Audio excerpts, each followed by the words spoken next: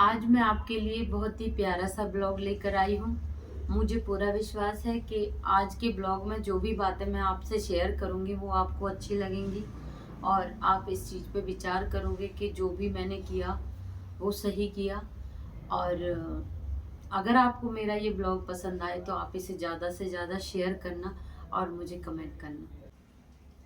जब हमारे बच्चे बहुत ही छोटे थे उसी टाइम से हम दोनों पति पत्नी ने ये सोचा था कि हम अपने बच्चों की शादी बिना दहेज के करेंगे, क्योंकि हम लोगों ने बहुत से परिवारों को ऐसे देखा जो दहेज देने के बाद 5-6 साल 10 साल तक उस कर्ज को भरते रहते थे और बहुत ही परेशान होते थे कि लड़के की शादी में जो दहेज के लिए हमने कर्जा लिया था अभी उसी को पटा रहे हैं, उसका ब्याज दे रहे हैं।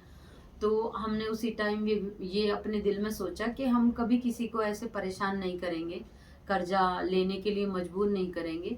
और भगवान की कृपा ये हो कि बस हमें अच्छी लड़की मिल जाए।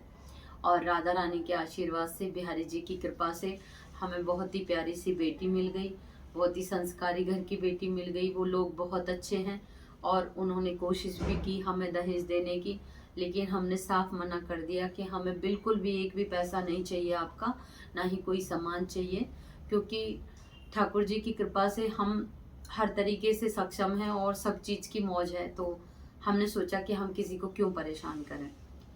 लेकिन कुछ बाहर के लोगों को इस चीज़ से बड़ी परेशानी हो गई कि हमने बगैर दहेज के शादी की। लोग मेरे आगे पीछे एक दूसरे के साथ खड़े हो के इसी बात को करते हैं कि बिना दहेज के शादी की है, कुछ नहीं लिया, कुछ नहीं मिला। तो मैं उन भाइयों से इस ब्लॉग के जरिए कहना चाहती हूँ कि भाई, अगर नहीं लिया तो वो मैंने नहीं लिया और वो आता तो मेरे घर में आता, तो आप लोगों को इतनी टेंशन लेने की कोई जरूरत नहीं है। आप इस चीज से ज्यादा सरदर्दी मत लो कि भाई नहीं लिया दहेज। भाई, आपके बच्चे हैं, आपके बच्चों की जब शादी हो तो आप खूब किसी की आत्मा काट के, आप किसी के घर को गिरवी रख के कर्ज करके आपको जितना दहेज चाहिए आप उनसे मांग करना। लेकिन आप दूसरे के मामले में क्यों इतना परेशान हो रहे हो कि भाई इन्होंने ऐसे शादी की, वैसे शादी की। और हमने सोचा था कि हम ही बहुत ही साधारण तरीके से शादी करेंगे, राधा रानी के मंदिर में जाके शादी करेंगे बरसाने में। तो हमने वैसे ही अपनी इच्छा को पूरा किया और भगवान ने हमें इस इच्छा को पूरा करने में अपना पूरा आशीर्वाद दिया कि हमारा जो दिल था राधा रानी के मंदिर में शादी करने का वैसा ही हुआ। और मैं इस बात से बहुत खुश हूँ। मुझे कोई इस चीज़ का पश्चाताप नहीं है, कोई दुख नहीं है कि मेरे बेटे की शादी घोड़ी चढ़ के नहीं हुई, कि बाग बाजा बग्गी नहीं हुए, या कोई बहुत बड़ा तामझाम नहीं हुआ। दुनिया को खुश करने के लिए मैं किसी के परिवार को, किसी बेटी के परिवार को दुख नहीं दे सकती, क्योंकि ये दुनिया कभी खुश नहीं हो सकती। आप चाहे कितना भी कर लो, बाहर के लोगों को कितना भी खिला लो, आप कितना भी उनकी खुशी के लिए कर लो, लेकिन वो लोग बात बनाएंगे, क्योंकि उन लोगों का काम है बात बनाने का।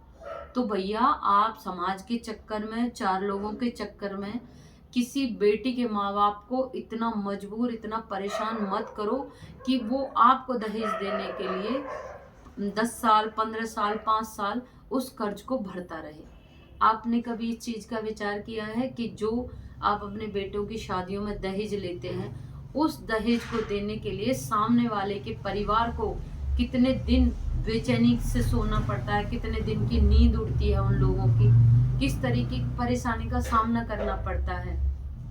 तो आप कोशिश ये करो कि किसी के चेहरे पे मुस्कान लाओ, ना कि किसी को टेंशन दे दो, किसी को इतना दर्द दे दो कि वो अ, रात दिन उसी चिंता में घुलता रहे, घूमता रहे कि अभी मुझे बेटी की शादी का जो कर्जा है वो देना है, ये करना। भैया, कुछ नहीं होता दहेज से। भगवान से ये प्रार्थना करो कि आपको एक अच्छा बच्चा मिल जाए, क्योंकि आजकल जो माहौल चल रहा है, शादी होती है उसके 2-4 महीने बाद केस चलते हैं, लड़कियां अपने मायके में रहती हैं, किसी किसी का रिश्ता टूट ही जाता है। तो भाई, उस चीज से तो अच्छा है कि आप बगैर दहेज के शादी करो और अच्छे परिवार से शादी करो, अच्छे परिवार के घर की बेटी से शादी करो, भगवान की छत्र छाया में रहकर शादी करो।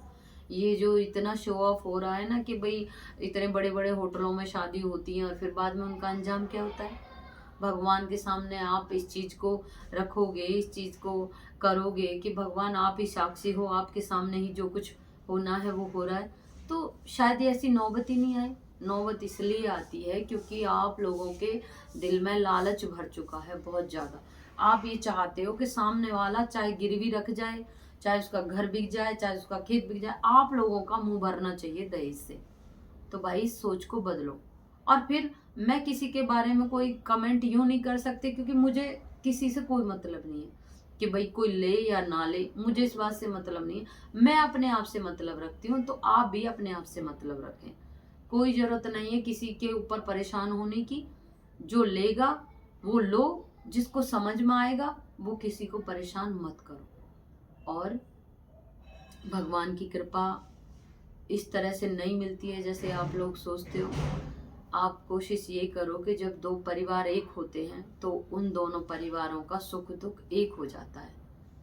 जिस बाप ने, जिस पिता ने अपनी बेटी दे दी आपको जीवन भर के लिए, आखिरी सांस तक के लिए, तो आपको दहेज लेने की बजाय उस परिवार का कर्जदार होना चाहिए, उस परिवार का एहसानमंद होना चाहिए कि उसने अपनी बेटी को इतना बड़ा करके आप लोगों को सौंप दिया।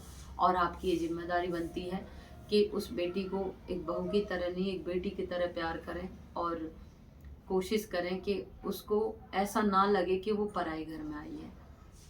भाई मुझे तो नहीं पता कि आप लोग क्या समझ रहे हो उस चीज़ को या आप क्या समझोगे, लेकिन मैं अपनी तरफ से ये कोशिश करूँगी कि मेरी बेटी को, मेरी बहू को कोई कैसी भी दिक्कत ना हो। और मैं हमेशा ये सोचती हूँ कि मेरे 2 बेटे थे और भगवान ने अब एक तीसरी औलाद दे दी है, तो उसका भी देखभाल का और उसकी खुशी का, उसके दुख का भी मुझे ही समाधान करना होगा और उसको बहुत खुश रखना मेरे लिए एक बहुत ज़रूरी बन जाता है। और मैं पूरी कोशिश करूँगी, भगवान से प्रार्थना करूँगी कि मुझसे जाने अनजाने कोई ऐसी भूल, कोई ऐसी बात मुझसे ना निकले जिससे मेरी बहू का, मेरी बेटी का दिल दुखे। और रिश्ते दोनों तरफ से निभाए जाते हैं। मैं ये नहीं कहती कि बहुओं की गलती है, सास की गलती है, लेकिन मैं जिस तरीके से अपनी बहू को 6 महीने से समझी हूँ, तो मुझे लगता है कि अगर कभी कोई परेशानी हुई तो उसमें कहीं ना कहीं मैं जिम्मेदार होंगी, क्योंकि मेरी बहू में कोई कमी नहीं है इतनी सी भी।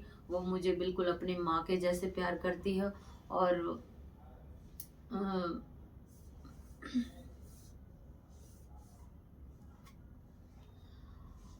मैं एहसानमंद हूँ उस बेटी की जिसने मुझे अपनी माँ के जैसे प्यार किया है। वो मुझे बिल्कुल अपनी माँ के जैसे सम्मान देती है, अपनी माँ के जैसे मुझे प्यार करती है और मेरी हर बात को सुनती है, समझती है। तो मैं धन्यवाद करती हूँ उस माँ का, उस पिता का जिसने ऐसी बेटी को मुझे सौंपा है। और मैं चाह कर भी उनका कर्ज कभी जीवन में उतार नहीं सकती।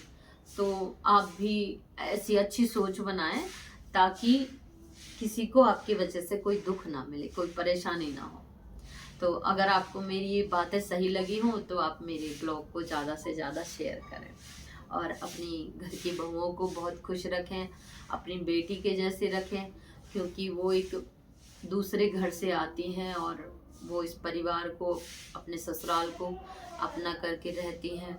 तो आपका भी फर्ज बनता है कि आप उनको बहुत प्यार करें और उनको खुश रखने की पूरी कोशिश करें। जय श्री राधे।